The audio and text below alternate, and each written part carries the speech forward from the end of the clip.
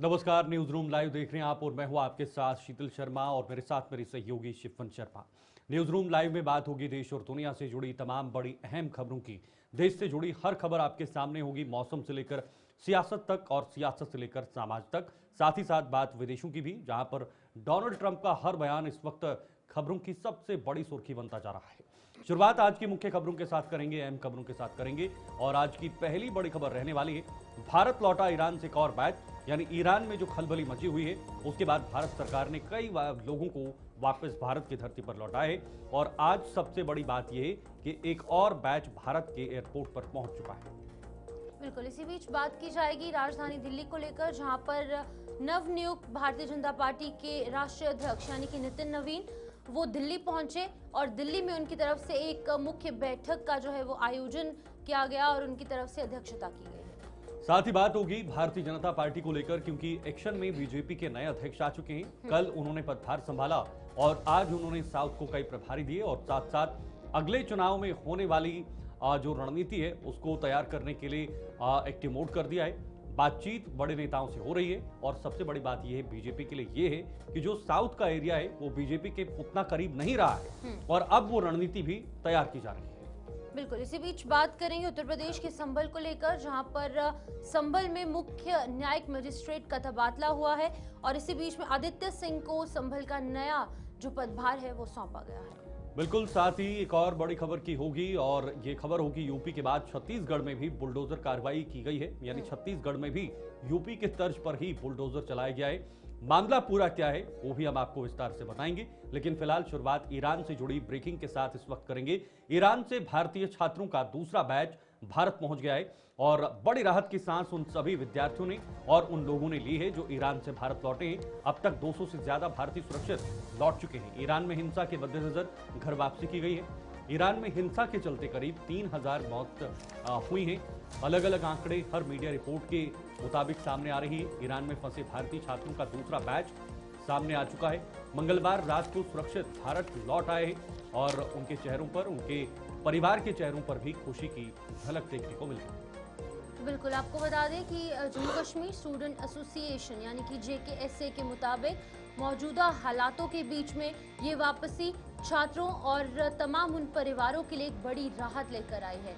JKSA ने यह भी बताया है कि छात्र दुबई और शारजाह के रास्ते एयर इंडिया की फ्लाइट से जो है वो वापस पहुंचे हैं। एयर इंडिया की फ्लाइट नंबर AI 996 और AI 930 से दिल्ली के इंदौर गांधी इंटरनेशनल जो एयरपोर्ट है वो वहां पर पहुंचे और सभी छात्र अपने खर्च पर भारत लौटे हैं।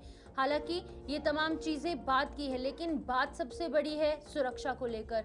सुरक्षित हालातों के अंदर पहले ईरान से जो है वो दिल्ली पहुंचे, अब वापस अपने अपने घर की तरफ रवाना हो रहे हैं। फिलहाल आपको बता दें कि वहां पर हालात बेहद ज्यादा गंभीर बने हुए थे और ईरान से भारतीय छात्रों का दूसरा बैच आज भारत पहुंचा। और ईरान के अंदर हिंसा की अगर बात की जाए तो हिंसा इस स्तर पर पहुंच गई है कि 3000 से अधिक लोगों की वहां पर मौत हुई है। लेकिन राहत की बात यह है कि भारतीय जितने भी वहां पर छात्र थे, कोई अलग अलग तरीके की पढ़ाई कर रहे थे, कुछ इंटर्नशिप्स पर थे और कुछ लोग वहां पर जो नौकरियां कर रहे थे अलग अलग डिपार्टमेंट्स के अंदर, अलग अलग इंस्टीट्यूट्स के अंदर या फिर अलग अलग जगहों पर, वो अब सुरक्षित तरीके से वापस लौटे हैं। जहां पर छात्रों के अंदर खुशी का माहौल, वहीं जाहिर तौर पर उनके परिवार भी उतने ही खुश हैं। बिल्कुल, देखिए, हालांकि ईरान में अब धीरे धीरे जो प्रदर्शन का सिलसिला है, कारवां है, वो कम हो रहा है। ईरान ने चेतावनी भी दी है, लेकिन अब बड़ी बात यह है कि अब तक 200 से अधिक भारतीय छात्र ईरान से भारत लौट गए हैं। अभी भी करीब करीब 8 से 10 हज़ार लोग भारत से वहां पर हैं, जिनमें छात्र भी हैं, कुछ व्यवसायी भी हैं और कुछ अन्य लोग भी हैं। JKSA ने कहा कि अजरबैजान और मस्कट होकर चलने वाली कनेक्टिंग फ्लाइट सहित सिविल एविएशन सेवाएं पहले रद्द होने के कारण कई छात्र समय पर वापस नहीं आ पाए थे। इससे पहले 17 जनवरी को भी भारतीय छात्र ईरान से लौटे थे। ईरान में वहां की करेंसी रियाल के ऐतिहासिक रूप से नीचे गिरने और महंगाई के विरोध में 28 दिसंबर 2025 में प्रदर्शन शुरू हुए थे। देश के सभी 31 प्रांतों में हिंसा फैल गई थी।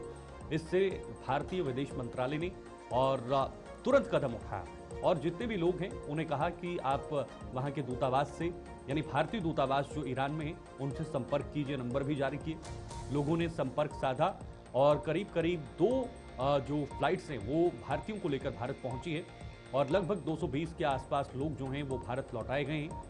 अब देखना ये है कि ईरान में क्या मामला सुधरेगा। हालांकि अभी भी तनाव बरकरार है, अमेरिका के साथ तनाव बढ़ रहा है, प्रदर्शनकारी अभी भी सड़कों पर है, लेकिन ईरान ने आखिरी धमकी दी है कि अब जल्द से जल्द आप प्रदर्शन को खत्म कीजिए, नहीं तो आपके साथ बहुत बुरा बर्ताव किया जाएगा। लेकिन अमेरिका ईरान पर दबाव बनाए हुआ है कि प्रदर्शनकारियों को आप बिल्कुल भी नहीं छेड़ सकते, अगर आप ऐसा करते हैं तो आपके साथ हम सैन्य कार्रवाई भी शुरू कर सकते हैं।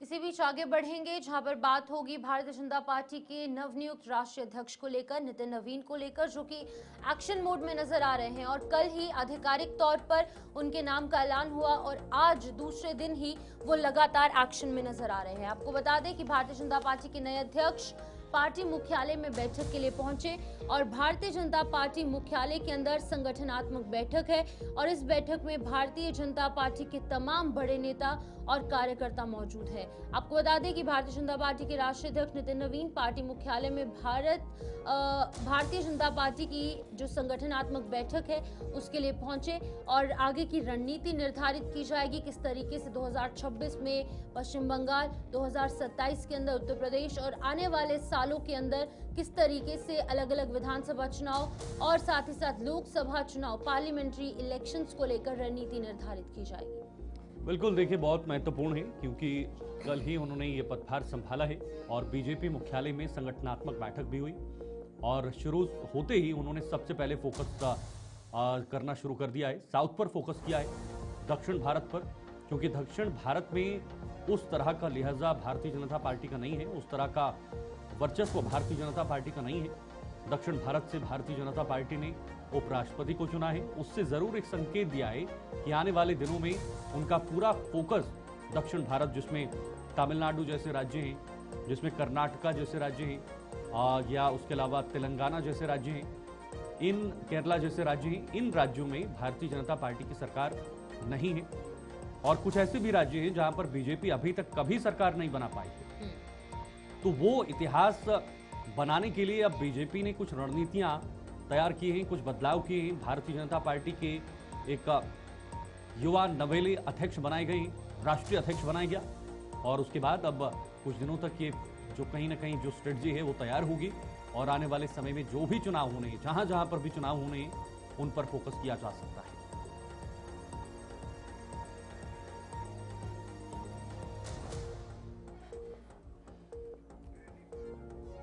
तो बिल्कुल आपको बता दें कि पार्टी मुख्यालय के अंदर तमाम बड़े चेहरे जो है वो पहुंचे हैं।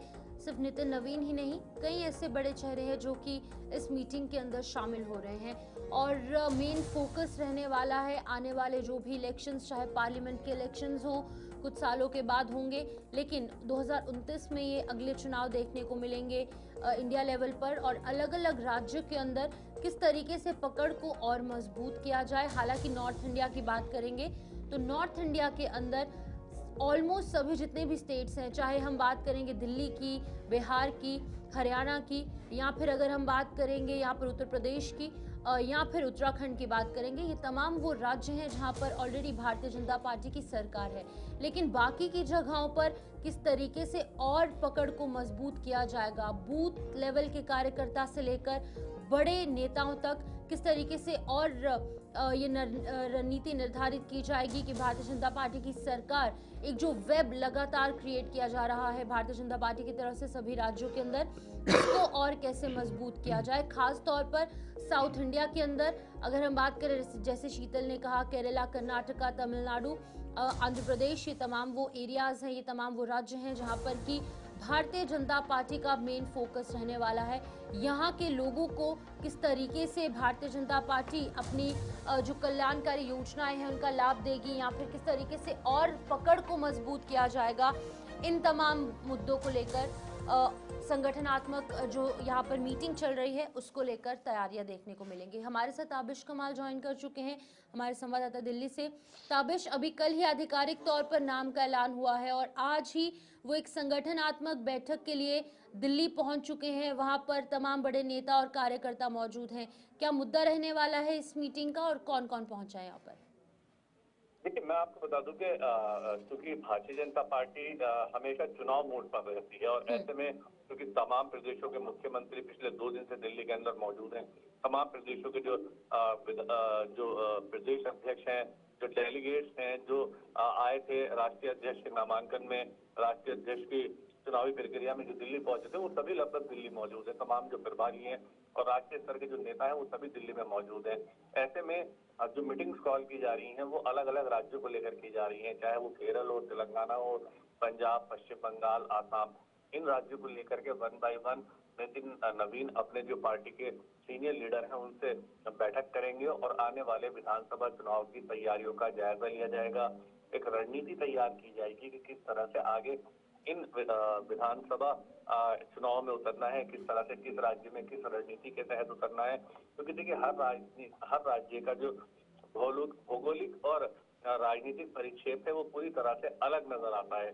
तो ऐसे में पार्टी किन अहम मुद्दों को लेकर के उतरेगी, पश्चिम बंगाल में कौन सा ऐसा मुद्दा होगा जिस पर पार्टी बहुत ज्यादा फोकस करेगी, ऐसे ही आसाम, पंजाब, जो तमाम राज्य हैं उनमें किस राज्य पर किस तरह से चुनावी रणनीति के साथ उतरना है, इनको लेकर के ये मीटिंगों का दौर दिल्ली में शुरू हो चुका है। और दिल्ली में सबसे अहम बात यह है कि देखिए, क्योंकि नितिन नवीन ने कल ही राष्ट्रीय अध्यक्ष का पदभार संभाला है और ऐसे में अब उनकी जिम्मेदारी बहुत ज्यादा बढ़ जाती है, क्योंकि उनका जो कार्यकाल है वो 36 महीने का यानी 3 साल का कार्यकाल होगा और 3 साल के कार्यकाल में 24 चुनाव उनको कराने हैं।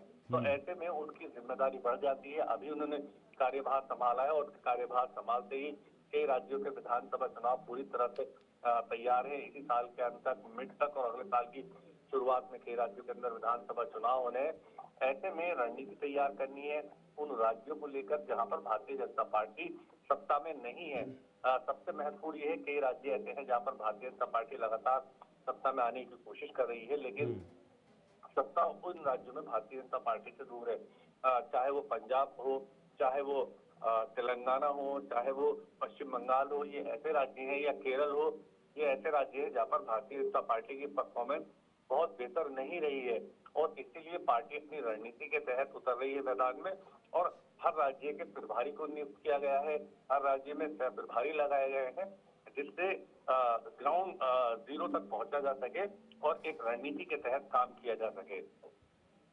बिल्कुल ताबिश, इसमें कोई दो राय नहीं, लेकिन आपने कहा कि 3 साल के कार्यकाल में कम से कम 24 जगहों पर इनको चुनाव कराने हैं।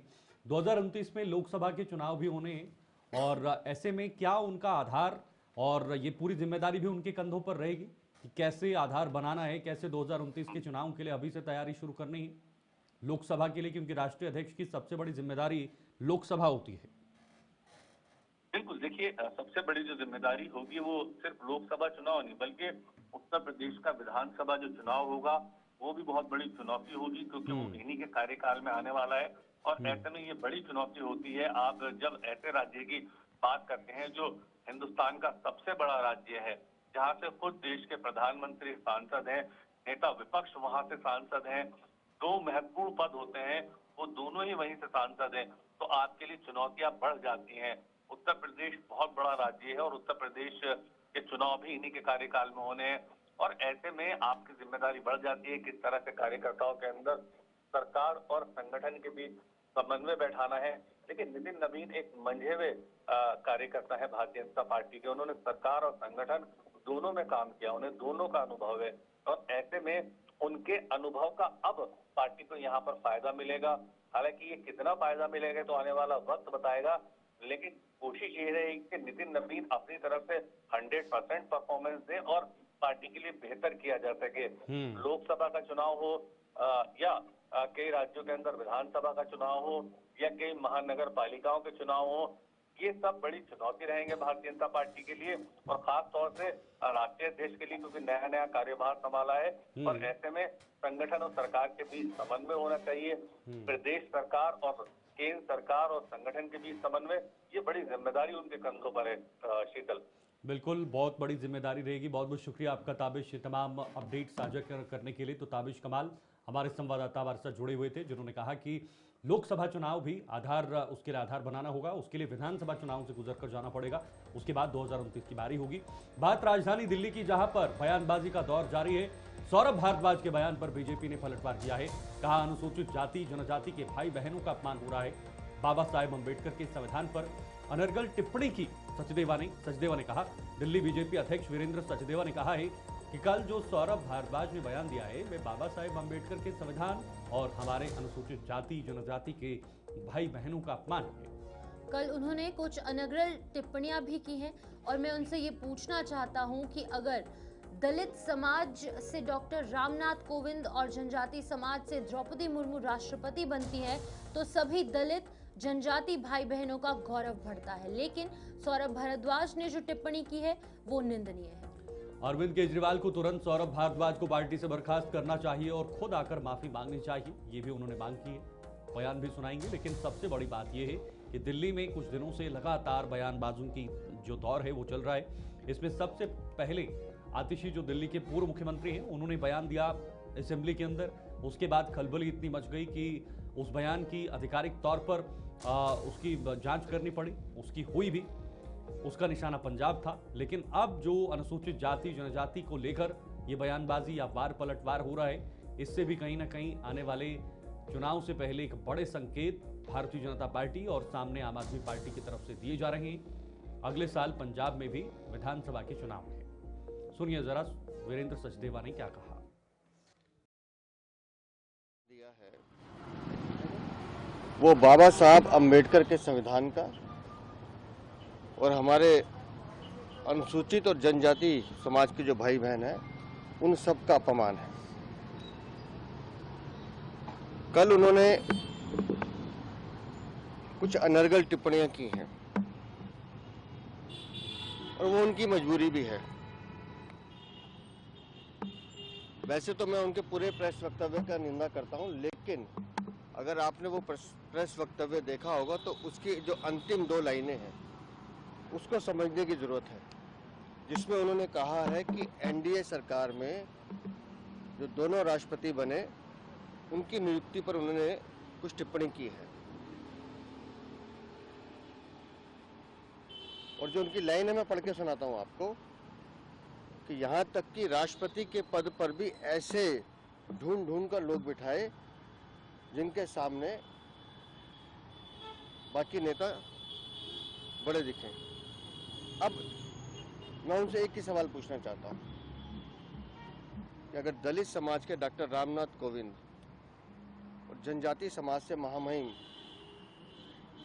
द्रौपदी मुर्मू जी राष्ट्रपति बनती हैं तो हिंदुस्तान के सभी दलित भाई, सभी जनजाति भाई बहनों का गौरव बढ़ता है, लेकिन अरविंद के संविधान का भी अपमान है और हमारे भाई बहनों का भी अपमान है।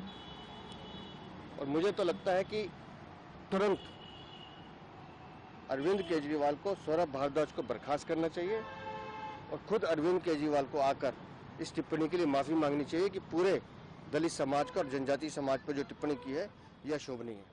कल जो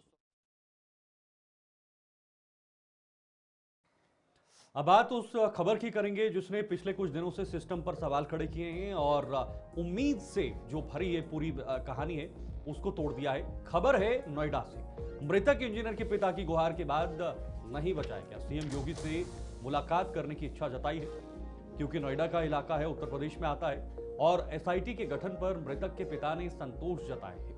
कहा है कि ठीक है, जांच होनी चाहिए। दरअसल 2 से 3 दिन पहले रात में कोहरे की वजह से वहां पर गाड़ी सीधे एक तालाब में जा घुसती है और उस तालाब में जा घुसने के बाद उस गाड़ी में बैठे युवक ने, जो इंजीनियर था पेशे से, उसने कई बार गुहार लगाई, लाइट जलाई, पानी में था, ये लाइट जलाई कि भाई मुझे बचाइए बचाइए। उसके पिताजी वहां पर पहुंचे, गुहार लगाई, फोन किया, लेकिन सिस्टम के पहुंचने के बाद भी, अथॉरिटीज के पहुंचने के बाद भी उसे नहीं बचा पाए और उसके बाद उनकी मृत्यु हो गई। डेड बॉडी निकाली और सवाल सिस्टम पर खड़े हो गए कि आखिर इतनी बड़ी लापरवाही कैसे हो सकती है, इतनी बड़ी गैर जिम्मेदारी कैसे हो सकती है, जिम्मेदारी से हटाना या हटना। और तर्क ये दिया गया कि भाई जहां पर ये गाड़ी घुसी है, जहां पर ये इंजीनियर मौजूद है, वहां पर किसी की भी मौत हो सकती है, हम नहीं जा पाए। ये सिस्टम की तरफ से कहा गया, जो खबरें आ रही हैं। तो अब इस पर एसआईटी बनाई गई है। इसको लेकर युवक के पिता ने संतोष जताया। तो बिल्कुल आपको बता दें कि नोएडा में इंजीनियर युवराज मेहता की मौत के मामले में योगी सरकार द्वारा की गई तीव्र कार्रवाई पर मृतक के पिता राजकुमार मेहता ने संतोष व्यक्त किया है।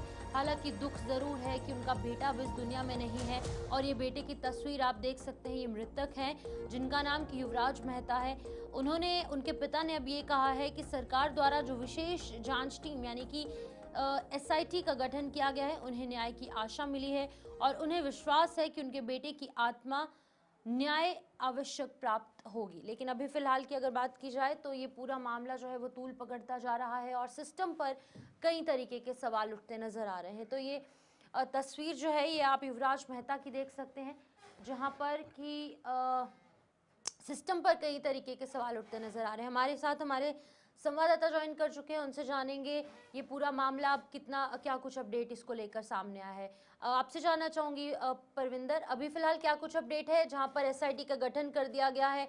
अब उनके पिता को जहां पर दुख जरूर है कि उनका बेटा अब इस दुनिया में नहीं है, लेकिन कहीं ना कहीं एक उम्मीद की किरण भी उनके जहन में जरूर होगी कि क्योंकि अब SIT का गठन किया गया है तो न्याय जरूर मिलेगा। निश्चित तौर से रूपाली, देखिए ग्रेटर नोएडा में जो ये हृदय विदारक घटना देखने को मिली है उससे आम जनमानस है लगातार उनमें भारी आक्रोश देखने को मिला है। चूंकि आप देख सकते हैं कि एक सिस्टम की नाकामी के चलते कैसे एक नवयुवक की जो है अब उसके पिता के सामने ही जान चली गई और उसका जो लगातार जो बेटा था लगातार अपनी जान बचाने के लिए गुहार लगाता रहा, चिल्लाता रहा, लेकिन तमाम जो वहाँ पर जो फायर ब्रिगेड की जो टीम थी तब और पुलिस भी वहाँ पर मौजूद थी, इसके बावजूद भी तमाम जो सिस्टम है वो कहीं ना कहीं लाचार नजर आया और उस जो इंजीनियर था वो अपनी मतलब जान नहीं बचा पाया। उसको लेकर लगातार जो लोग हैं वो लगातार उसके लिए कैंडल मार्च भी कर रहे हैं। ग्रेटर नोएडा के लोगों ने, आपने देखा होगा तमाम तस्वीरें निकल करके आ रही हैं कि लोगों में भारी आक्रोश देखने को मिल रहा है। कहीं ना कहीं सिस्टम की एक बड़ी जो नाकामी है वो निकल करके ग्रेटर नोएडा में देखने को मिली है। हालांकि जिस तरीके से शासन प्रशासन ने जो कार्रवाई की है उससे कहीं ना कहीं जो पीड़ित परिवार है उसमें कहीं ना कहीं संतोष जताया है। चूंकि जिस तरीके से SIT का गठन किया गया है उसके बाद से पीड़ित परिवार को इंसाफ की उम्मीद जगी है। उसने लगातार जो सूबे के मुखिया योगी आदित्यनाथ हैं उन पर भरोसा जताया है। इसी के साथ साथ जो पीड़ित परिवार है उन्होंने CM योगी से मिलने की भी इच्छा जताई है, जिससे आप अंदाजा लगा सकते हैं कि कहीं ना कहीं जो पीड़ित परिवार है उसको उम्मीद है सूबे के मुखिया योगी आदित्यनाथ से कि उनको न्याय मिलेगा। लेकिन जिस तरीके से रूपाली ग्रेटर नोएडा में जो तस्वीर देखने को मिली है उसने कहीं ना कहीं जो हाईटेक सिटी है नोएडा उसकी जो पोल खोली है और ये बड़ी लापरवाही देखने को मिली। साथ ही साथ जो प्राधिकरण के CEO है उनको हटा दिया गया है, साथ ही साथ जो JE थे उनको भी वहां से उनकी जो सेवाएं समाप्त कर दी गई हैं। साथ ही साथ इसका जो बिल्डर था अभय कुमार उसको भी गिरफ्तार कर लिया गया है और इसमें जो SIT की जो टीम गठित की गई थी वो भी अब रिपोर्ट देने वाली है और लगातार जो पीड़ित परिवार है वो इंसाफ की जो है मांग कर रहा है। लेकिन जिस तरीके से SIT की टीम गठित की गई है तो उसके बाद से जो पीड़ित परिवार है उसको उम्मीद जगी है और जो मृतक के पिता है उनका प्रवीन्द्र, पिता ने योगी आदित्यनाथ से मिलने की इच्छा जताई है, CM से मिलने की इच्छा जताई है, तो क्या मौका मिलेगा? और अगर मिलेगा तो क्या बातें वहां पर रखी जा सकती हैं? सिस्टम को कैसे सुदृढ़ किया जाए? क्योंकि हादसा हुआ और अगर हादसा हुआ तो ये भी माना जा रहा था कि अगर तुरंत वहां पर राहत पहुंचती या उन्हें निकाला जाता तो शायद उनकी डेथ नहीं होती, वो आज जिंदा होते। जी बिल्कुल शीतल, देखिए मैं आपको बता दूं कि जिस तरीके से तस्वीर देखने के लिए सोशल मीडिया पे लगातार वो तस्वीरें वायरल हो रही हैं और तस्वीरों में आप देख सकते हैं किस तरीके से जो एक युवक ने अपनी हिम्मत दिखाते हुए बचाने का काफी प्रयास भी किया गया था। लेकिन अगर सिस्टम की नाकामी ना होती तो उस युवक इंजीनियर को बचाया भी जा सकता था। लेकिन अब जो पीड़ित के पिता है उनका यही कहना है कि भविष्य में ऐसी किसी घटना की पुनरावृत्ति ना हो, इसको लेकर उन्होंने वहां जो इस तरीके की जो लगातार वो मांग कर रहे हैं कि आगे कोई ऐसा हादसा ना हो और किसी ऐसे युवक की आगे कोई जान ना चली जाए, इसको लेकर वो लगातार वो अपनी आवाज उठा रहे हैं। और लगातार उन्होंने जो सूबे के मुखिया योगी आदित्यनाथ है उनसे भी मिलने की इच्छा जताई है। तो कहीं ना कहीं आप देख सकते हैं कि सूबे के मुखिया योगी आदित्यनाथ इस घटना को लेकर बेहद गंभीर है। लेकिन और उन्होंने इस घटना का संज्ञान दिल्ली NCR का वो इलाका आता है, NCR नोएडा का वो इलाका आता है जो सबसे हाईटेक इलाका है, मेट्रोपॉलिटन सिटी है और काफ़ी आवाजाही वहाँ पर होती है, दफ्तर, IT तमाम चीज़ें होती हैं। उसके बाद भी इतनी बड़ी लापरवाही सामने आना, अब क्या सबक मिलता है सिस्टम को? अथॉरिटीज़ को क्या सबक मिलता है और कैसे वो उस सबक से पार पाएंगे? कैसे वो आगे के लिए कदम उठाएंगे? निश्चित तौर से शीतल, देखिए जिस तरीके की घटना हृदय विदारक घटना देखने को मिली है इससे बहुत बड़ा सबक अथॉरिटी और तमाम जो सिस्टम है उसको लेने की आवश्यकता है। घटना के बाद 4 दिन बाद घटना के बाद भी जिले की DM वहां पर पहुंची और तमाम जो वहाँ के जो सांसद हैं महेश शर्मा वो भी पहुंचे। उन्होंने भी आश्वासन दिया है, पीड़ित परिवार को भी आश्वासन दिया है कि इनकी पूरी तरीके से हर संभव जो सरकार से जो मदद हो सकती है वो मदद भी की जाएगी। लेकिन कहीं ना कहीं पीड़ित परिवार इतने गहरे सदमे में है कि वो लगातार अब उन्होंने अब इस समय सूबे के मुखिया योगी आदित्यनाथ जी से मिलने की गुहार लगाई है। उनका साफ तौर पे कहना है कि अगर वो प्रदेश के मुखिया से मिलकर के वो और जो तमाम घटना है उसके बारे में विस्तृत से जानकारी भी देंगे और साथ ही साथ आगे भविष्य में इस तरह की घटनाओं की पुनरावृत्ति ना हो, इसको भी रोकने के लिए सूबे के मुखिया के सामने अपनी जो बात रखेंगे। जी शीतल। बिल्कुल, एक चीज़ जानना चाहूँगी आपसे। अब देखिए, क्योंकि गठन हो गया है, उम्मीद जताई गई है सब ठीक हो जाएगा, लेकिन अब आगे इस तरीके को कोई दुर्घटना ना हो, क्योंकि इस एरिया में इस तरीके की घटना लाजमी नहीं है। जैसे शीतल ने कहा, बहुत सारे लोग वहाँ पर हैं, बहुत सारी मशीनरी भी वहाँ पर होती है, बहुत सारे अधिकारी वहाँ पर मौजूद रहते हैं, लेकिन फिर भी इस तरीके की घटना हुई। आगे इस तरीके की घटना ना हो, इसको लेकर कैसे जो ऑफिसर्स हैं या फिर बाकी के अधिकारी हैं वो सचेत रहेंगे? जी बिल्कुल, देखिए भविष्य में कोई घटना ना हो इसको लेकर लगातार जो लोग हैं वो भी आवाज उठा रहे हैं और तमाम ऊपर से जिस तरीके से आदेश दिए जा रहे हैं उसमें भी यही कहा जा रहा है। लेकिन देखिए ये पहली घटना नहीं है, इससे पहले भी 2 जनवरी को एक ट्रक ठीक उसी जगह हाँ। पर एक हादसा हुआ था, लेकिन उसके जी। तो सिंपल कहीं ना कहीं ये बड़ी लापरवाही सिस्टम की यहाँ पर देखने को मिली। अगर समय रहते जिस समय ये घटना हुई थी 2 जनवरी को, अगर तभी ये जाग जाते या सचेत हो जाते तो शायद आज जो इंजीनियर है उसकी मौत ना हो पाती। जी। कुछ बिल्डरों की पर उन पर कार्रवाई भी हुई है और कुछ बाकी लोगों पर भी क्या कार्रवाई हो सकती है, क्योंकि पुलिस भी पहुंची थी, एनडीआरएफ एसडीआरएफ की कुछ टीमें भी वहां पर पहुंची हुई थी, कुछ एडमिनिस्ट्रेटिव टीम्स भी पहुंची थी। सबसे बड़ी बात यह है कि भाई आपके सामने कोई दुविधा है लेकिन आप उसके बाद कोई कदम नहीं उठा रहे। आपने कोई भी कदम नहीं उठाया, आपके पास उपकरण भी थे, इक्विपमेंट्स थे, लेकिन उसके बाद भी आप नहीं उठा पाए, तो ये बहुत बड़ा सवाल होता है।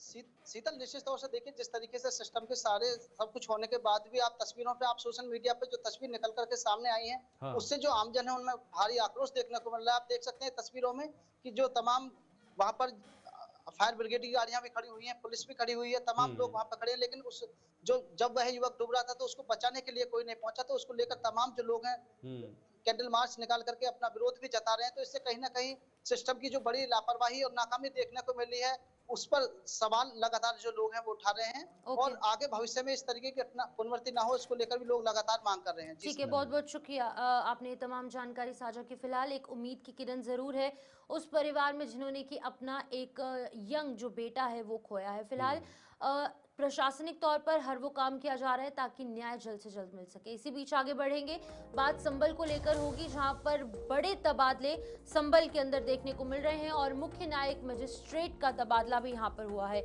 आदित्य सिंह को संभल का नया सीजेएम नियुक्त किया गया है। फिलहाल आपको बता दें कि एएसपी अनुज चौधरी सहित 20 पुलिसकर्मी ऐसे थे जिन पर की एक्शन लिया गया और अब सीजेएम हिमांशु सुधीर ने एफआईआर दर्ज करने के लिए आदेश दिए थे, जिसके बाद कि अब न्यायिक जो मजिस्ट्रेट है उनका तबादला कर दिया गया है और आदित्य सिंह को ये नया पदभार मिला है। बिल्कुल, देखिए एफआईआर की दर्ज करने की जो बात कही गई थी उसके बाद उनका तबादला हो गया है। दरअसल अनुज चौधरी जिनका एक बहुत बड़ा रोल और एक बहुत बड़ा भूमिका संभल में रही थी, उन पर एफआईआर दर्ज करने की सीजेएम हिमांशु सुधीर ने बात की थी, लेकिन उसके बाद उनका तबादला हो गया है। दरअसल ये संभल का मामला जहां पर मुख्य न्यायिक मजिस्ट्रेट सीजेएम हिमांशु सुधीर का तबादला हो चुका है और एसपी अनुज चौधरी सहित 20 पुलिसकर्मियों के खिलाफ एफआईआर दर्ज करने के निर्देश दिए थे। चंदौसी कोर्ट के सीनियर डिवीजन सिविल जज आदित्य सिंह को संभल का नया सीजेएम नियुक्त किया है। हिमांशु सुधीर का हाईकोर्ट ने सुल्तानपुर सीनियर सिविल डिवीजन जज के पद पर तबादला कर दिया गया है और चर्चित तत्कालीन सीओ अनुज चौधरी सहित 20 पुलिसकर्मियों के खिलाफ दिए गए आदेश के बाद जज का तबादला संभल चर्चा का विषय बन गया है। इस पर जबरदस्त चर्चा हो रही है।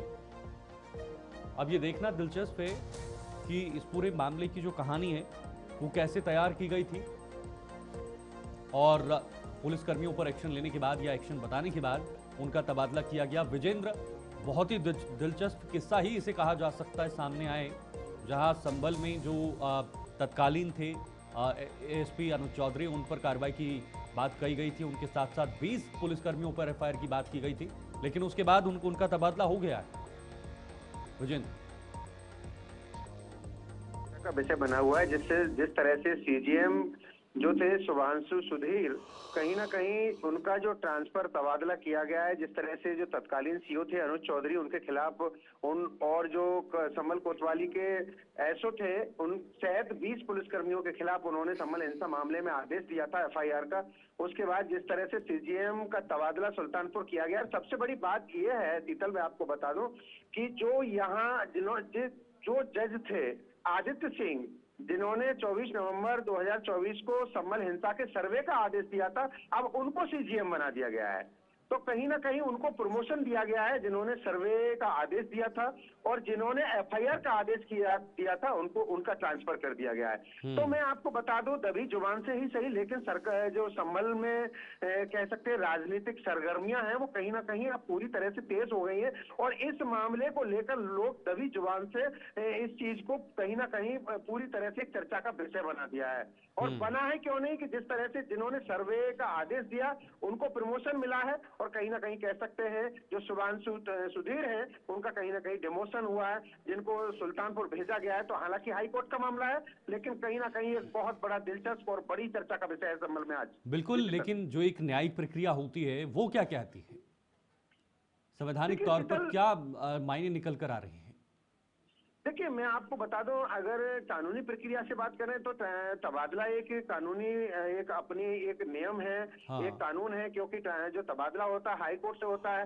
उस चीज को इससे जोड़ के नहीं कह सकते, ना हम पुष्टि कर सकते। लेकिन कहीं ना कहीं संभल में जो राजनीतिक दल है, जो संभल की जनता है, संभल के लोग हैं, उनमें अब चर्चा का विषय है और लोग अपनी दबी जुबान से ही कहने की कोशिश कर रहे हैं कि शायद जिन्होंने एफआईआर का आदेश किया उनको इसीलिए हटा दिया गया, और जिन्होंने सर्वे का आदेश दिया, जो जज हैं सीजेएम हैं, उनको प्रमोशन मिला है।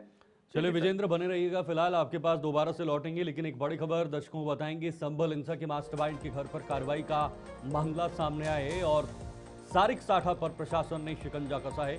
उनकी संपत्ति को, उनके घर को कुर्क किया जाएगा, सारिक साठा का घर कुर्क किया जाएगा और ये बहुत बड़ी कार्रवाई होगी। संभल के बाद साठा पर 69 आपराधिक मामले दर्ज हैं। 24 नवंबर को ये जो पिछले साल की घटना थी, वो घटना इतनी सुर्खियों में रही। 2024 की ये घटना है, माफ कीजिए, 25 की नहीं है, 24 में जब हिंसा हुई थी तो उसके बाद उस हिंसा में कई सारे लोगों को गिरफ्तार किया गया था जो पुलिस पर पथराव हुए थे।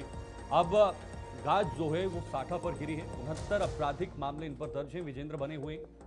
विजेंद्र, संभल हिंसा के मास्टरमाइंड के घर पर कार्रवाई की बात कही गई है, बुलडोजर कार्रवाई होगी, कैसे ये पूरा कार्रवाई को अंजाम दिया जाएगा? हिंसा का मास्टरमाइंड माना जा रहा है और विदेश में बैठकर उसने पूरी इसकी जो हिंसा की कहानी थी, जो हिंसा की तस्वीरें थी, उनको बुना। और इतना ही नहीं, मैं आपको बता दूं, जिस दौरान संभल हिंसा हुई थी उस समय विदेशी हथियार और विदेशी कारतूस भी इसने मुहैया कराए थे। मुल्ला अफरोज भी इस गैंग में शामिल था और उसी समय ये जिस तरह से देखा गया, जिस तरह से इन्वेस्टिगेशन हुई, तो जो सारे सबूत हैं वो प्रशासन ने कलेक्ट किए थे। और मैं आपको बता दूं, अंतरराष्ट्रीय ऑटो लिफ्टर है सारिक साठा। अपराध की दुनिया में अपने आप में एक बहुत बड़ा नाम है सारिक साठा। सारिक साठा ने काली कमाई से बहुत बड़ी संपत्ति अर्जित की है। अब उसकी कुर्की की तैयारी संभल प्रशासन ने कर ली है, कोर्ट से अनुमति ले ली है और जो नोटिस है वो भी दे दिया गया है और एसडीएम को लेटर लिख दिया गया है कि इसके लिए टीम तैयार की जाए और जल्द ही सारिक साठा की संपत्ति को कुर्की की कार्रवाई संभल प्रशासन करेगा। और ये देखने को मिलेगी कि किस तरह से कार्रवाई को अमल में लाया जाएगा, क्योंकि उसकी संपत्ति का भी ब्यौरा प्रशासन ने कलेक्ट कर लिया है, कितनी संपत्ति उसकी कुर्की होनी है। जी शीतल। विजेंद्र, एक चीज पूछना चाहूंगी। अब देखिए, जब 69 आपराधिक मामले उन पर दर्ज हैं, अब उनकी पूरी संपत्ति जो कि अवैध तरीके से उन्होंने बनाई है, काले कामों को लेकर क्राइम के अंदर इन्वॉल्व होकर ये तमाम संपत्ति बनाई है, इस दौरान जब इसकी कुर्की की जाएगी, इस पर जब शिकंजा कसा जाएगा प्रशासन की तरफ से, तो वहां पर सुरक्षा के लिहाज से किस तरीके से इंतजाम करने जरूरी है? क्योंकि ऑलरेडी ये बहुत बड़ा नाम है क्राइम के अंदर। इस दौरान इनके जो साथी हैं या फिर जो और शरारती तत्व हैं वो यहाँ पर माहौल खराब करने की कोशिश ना करें, इस पर कितना बड़ा ध्यान देने की जरूरत है? बिल्कुल शिब्बर, मैं आपको बता दूं, जिस तरह से कार्रवाई अमल में लाई जाएगी और अगर सुरक्षा की बात करें तो बहुत बड़ी, आपको बता दें, संभल के अंदर सुरक्षा है आपको बता दूं, सैकड़ों सीसीटीवी और तमाम ड्रोन कैमरे से यहाँ पर निगरानी की जा रही है, सुरक्षा व्यवस्था की जा रही है। पुलिस फोर्स की अगर बात करें तो संभल को 3 लेयर सिक्योरिटी में रखा गया है। लगातार यहाँ पर आरआरएफ हो, पीएससी हो, सिविल यहाँ की स्थानीय पुलिस हो, कई थानों की फोर्सेस यहाँ पर लगी रहती है और कई थाने, कई चौकियों को प्रशासन ने स्थापित कर दिया सुरक्षा व्यवस्था को देखते हुए। तो कोई सुरक्षा व्यवस्था का इशू नहीं है। हालांकि मैं आपको बता दूं, जनपद संभल के जिला अधिकारी डॉक्टर राजेंद्र पैसिया, एसपी कृष्ण कुमार बिश्नोई लगातार जो अधिकारी हैं उनके साथ नजर बनाए हुए, पूरी सुरक्षा व्यवस्था पर पैनी नजर है, कहीं कोई कोताही नहीं बरती जाएगी। अगर कार्रवाई की बात करें तो देखने वाली बात होगी, शारीरिक साटा पर बड़ी कार्रवाई उसकी संपत्ति पर होने जा रही है। चलिए, बहुत बहुत शुक्रिया विजेंद्र, आप नजर बनाए रखिएगा इस पूरे मामले पर। मामला बहुत गंभीर है, संभल से जुड़ा। फिलहाल आगे बढ़ते हैं, एक और बड़ी खबर इस वक्त आपको बताएंगे और बड़ी खबर सीधे आपकी स्क्रीन पर आ रही है। यूपी के बाद छत्तीसगढ़ में भी बुलडोजर कार्रवाई शुरू हो गई है और ठीक उसी तर्ज पर जैसे उत्तर प्रदेश में बुलडोजर की कार्रवाई को अंजाम दिया जाता है। आरोपी सज्जाद अंसारी के घर पर कार्रवाई, नाबालिग लड़की के साथ कथित यौन उत्पीड़न का आरोप उन पर लगा हुआ है और पुलिस की मौजूदगी में रायपुर नगर निगम ने ये बड़ी कार्रवाई की है। उत्तर प्रदेश से दिल्ली, दिल्ली से राजस्थान और राजस्थान से सीधे छत्तीसगढ़ में बुलडोजर की कार्रवाई। उत्तर प्रदेश के मुख्यमंत्री योगी आदित्यनाथ का बुलडोजर मॉडल अब पूरे देश में या बीजेपी शासित प्रदेशों में गरजता हुआ नजर आ रहा है, बरसता हुआ नजर आ रहा है और जहां जहां जरूरत पड़ रही है इलीगल वहां पर कंस्ट्रक्शंस हो या जो भी हो, उस पर जो है वो बुलडोजर का प्रहार किया जा रहा है। बिल्कुल आपको बता दें कि पुलिस की मौजूदगी के अंदर रायपुर नगर निगम ने आज सज्जाद अंसारी के अवैध रूप से जो ढांचे बनाए गए थे उनको गिरा दिया है, जिनकी तस्वीरें भी आप अपनी टीवी स्क्रीन पर देख सकते हैं। ये तमाम वो दुकानें, वो मकान, वो ढांचे हैं, वो इलीगल कंस्ट्रक्शन है जो कि यहाँ पर उनकी तरफ से बनाई गई थी। अभी फिलहाल इन ढांचों को गिरा दिया गया है, जिन्हें हाल ही में एक नाबालिग लड़की के साथ कथित तौर पर यौन उत्पीड़न के आरोप में गिरफ्तार किया गया था। पहले उन पर आरोप लगे कि उनकी तरफ से यौन उत्पीड़न किया गया और उसके बाद अब पुलिस की तरफ से और नगर निगम की तरफ से ये बड़ी कार्रवाई को अंजाम दिया गया। बिल्कुल, देखिए ये तस्वीरें भी आपने देखी हैं। फिलहाल न्यूज़ रूम लाइव में अभी के लिए इतना ही। दीजिए इजाजत, नमस्कार।